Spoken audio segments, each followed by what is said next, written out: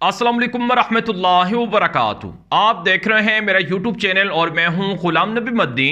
आज 12 नवंबर 2022 है और आज दिन है हफ्ते का। नाज़रीन किराम, पाकिस्तान की सियासत में इस वक्त एक गहमा गहमी जारी है। पाकिस्तान की सियासत का ये गर्म तरीन हफ्ता है। इस हफ्ते के अंदर पाकिस्तान में नए आर्मी चीफ की तयनाती सामने आ सकती है और इसी तरह से आने वाला हफ्ता भी इस हफ्ते की तरह सख्त हो सकता है। तो ये जो 2 हफ्ते हैं नवंबर के, ये बड़े इंपॉर्टेंट हैं क्योंकि पाकिस्तान की आर्मी के 6 साल तक कमांडर रहने वाले, सरबराह रहने वाले army chief general Kamarjit Bajwa retire हो रहे हैं। उन्होंने अलविदाई दौरे शुरू कर रखे हैं। वो सियालकोट, मंगला डिवीज़न, मुल्तान और इसी तरह से दीगर मुख्तलिफ कोर्स के दौरे कर चुके हैं और कर रहे हैं। और army chief general Kamarjit Bajwa का जो दौर है, उस हवाले से भी बहुत सी चीज़ें अभी तक वाज़े नहीं हैं और बहुत सी चीज़ें आने वाले दिनों में वाज़े होंगी। हारून रशीद जो पाकिस्तान के मारूफ सहाफ़ी भी हैं, उन्होंने भी इस हवाले से लिखा कि दिल चाहता है कि आर्मी चीफ जनरल बाजवा के दौर के हवाले से बहुत कुछ लिखा जाए, बताया जाए, जो अभी तक सामने नहीं आया है। और इसी तरह से कुछ चीज़ें और भी वाज़े हो रही हैं कि जो जनरल बाजवा ने जो तोसी ली थी और तोसी के हवाले से जो कानून बनाया गया था, क्या ये जो तोसी जनरल बाजवा को दी गई, क्या इस तोसी से जनरल बाजवा खुद खुश हैं या नहीं हैं? तो जंग जियो पर और बाकी जगहों पर ये खबरें सामने आ रही हैं कि जनरल बाजवा खुद ये एतराफ़ कर रहे हैं कि उन्हें तोसी नहीं लेनी चाहिए थी और मुमकिन तौर पर आने वाले दिनों में शायद जो आर्मी चीफ की तयनाती जो तोसी है उस हवाले से कोई कानून साजी हो जाए। और इसी तरह से ये भी मुमकिन है कि आने वाले अय्याम में जो आर्मी चीफ की तयनाती है वो चीफ जस्टिस और पाकिस्तान की तरह जो सीनियरिटी बेस है उसकी बुनियाद पर हो। लेकिन बहरहाल नाज़रीन किराम, पाकिस्तान के अंदर पिछले 6-6.5 महीनों से आर्मी चीफ ही एक बड़ा मसला बना हुआ है, यानी आर्मी चीफ की तयनाती ही एक बड़ा मसला बना हुआ है और इसी के गिर्द पाकिस्तान की सियासत भी घूम रही है, जिससे ये बात वाज़ेह हो रही है कि पाकिस्तान की जो सियासत है और जो सियासतदान है, शायद वो अपने आप की अपनी जो सियासत है वो ये जो दावे करते हैं कि हम अवाम की मदद से इक़्तिदार में आते हैं, हुकूमत में आते हैं, ये उनके दावे महज दावे ही हैं। बहरहाल अब जो नए आर्मी चीफ के हवाले से तयनाती है कि पाकिस्तान का नया आर्मी चीफ कौन बनेगा, क़यास आराइयाँ जारी हैं और मुख्तलिफ तरह के तज्ज़िये सामने आ रहे हैं और मुख्तलिफ तरह के नाम भी सामने आ रहे हैं। इस वक्त जो पाकिस्तान की आर्मी चीफ की जो दौड़ है उसमें 6 लोगों के नाम हैं, 6 लोग हैं जिनके नाम इस वक्त दौड़ के अंदर शामिल हैं कि ये 6 हैं, इनमें से किसी एक को आर्मी चीफ बनाया जाएगा। लेकिन ख्वाजा आसिफ है और इसी तरह से जो मुस्लिम लीग नून के कुछ दीगर लोग हैं, उन्होंने कहा कि 2-3 नाम और भी मंगवाए जा सकते हैं, यानी 8-9 भी हो सकते हैं, उनमें से किसी एक को तयनात किया जाएगा। लेकिन चूंकि रिवायात ये हैं कि जो आर्मी का हेडक्वार्टर है GHQ, उनकी की तरफ से वज़ीर दिफा की तरफ से समरी मांगी जाती है और वो समरी आती है, हुकूमत समरी मांगती है, वज़ीर दिफा की जो आर्मी है उनकी जानब से वो भेजी जाती है कि ये शख्स हैं, इनको आर्मी चीफ नामजद किया जा सकता है।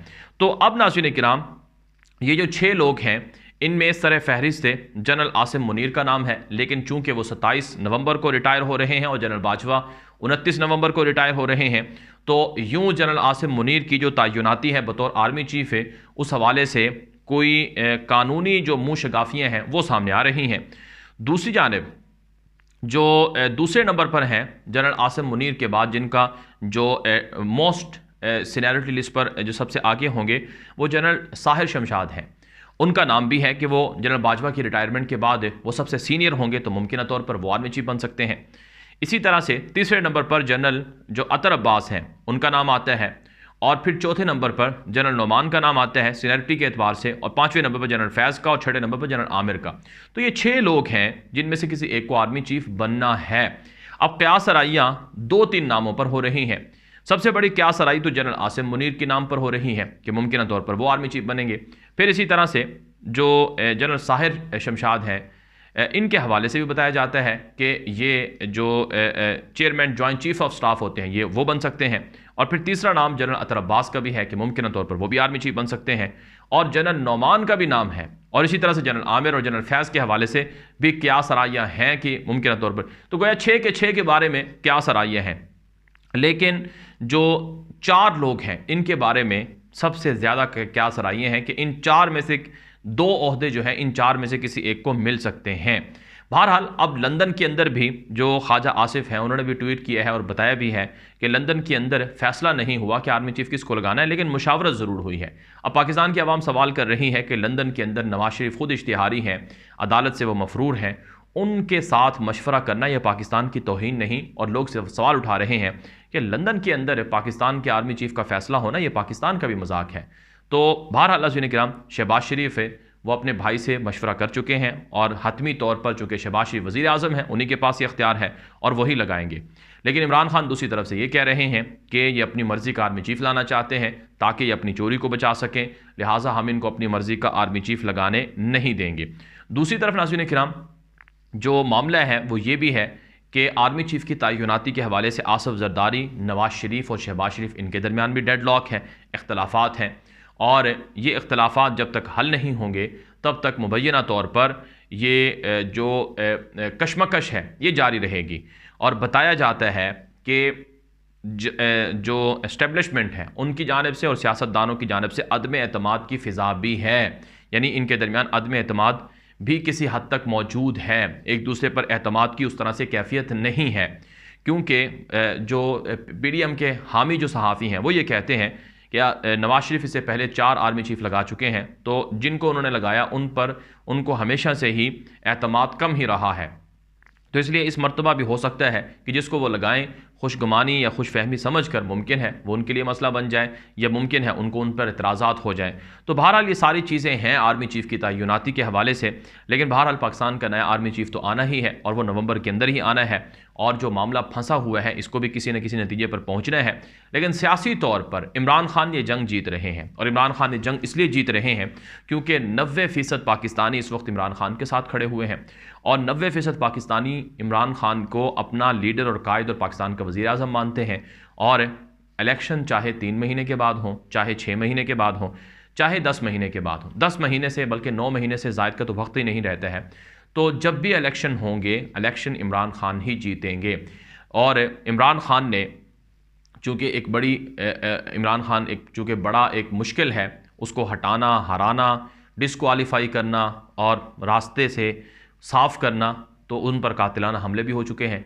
अब इमरान खान की सिक्योरिटी के लिए बाकायदा KP के सूबे से कमांडोज़ खुसूसी तौर पर आए हैं, क्योंकि इमरान खान के लिए जितना ज़्यादा जो ट्रस्ट और इन्हिसार इमरान खान KP के सूबे पर कर रहे हैं शायद वो पंजाब पर भी नहीं कर रहे हैं, क्योंकि पंजाब के अंदर तो चौधरी परवेज़ इलाही का किरदार है, बताया जाता है वो भी मशकूक है। वहाँ उन पर हमला हुआ और FIR तक नहीं काटी गई। अगर KP में ऐसा होता तो कब तक FIR भी कट चुकी होती और ज़िम्मेदारों को सज़ा भी मिल चुकी होती। तो बहरहाल नाज़रीन किराम, इमरान खान PDM का शिकंजा कस चुके हैं और घेरते जा रहे हैं, और आखिर में जीत इमरान खान की ही होगी, क्योंकि इमरान खान के पीछे अवाम खड़ी हुई है और अवाम को कोई शिकस्त नहीं दे सकता है, अवाम को कोई हरा नहीं सकता है। और बल्कि ये भी खबरें सामने आ रही हैं, इमरान खान खुद कहते हैं कि एक शख्स या चंद फ़र्द वो इदारा नहीं होते हैं, बल्कि जो इदारा है वो होता है जिसके अंदर अगर 7 लाख लोग हैं, 8 लाख लोग हैं, तो वो सारे के सारे मिलकर इदारा बनते हैं। बहरहाल हम इस वीडियो के हवाले से अपनी राय कमेंट के जरिए से जरूर पहुंचाएं, ये वीडियो आम कर दें। मजीद इस तरह की मालूमात और खबरों के लिए आप हमारा YouTube चैनल है गुलाम नबी मदनी, उसे सब्सक्राइब कर लें। अब तक के लिए इतना ही, इजाज़त दीजिए। अस्सलाम वालेकुम रहमतुल्लाहि व बरकातहू।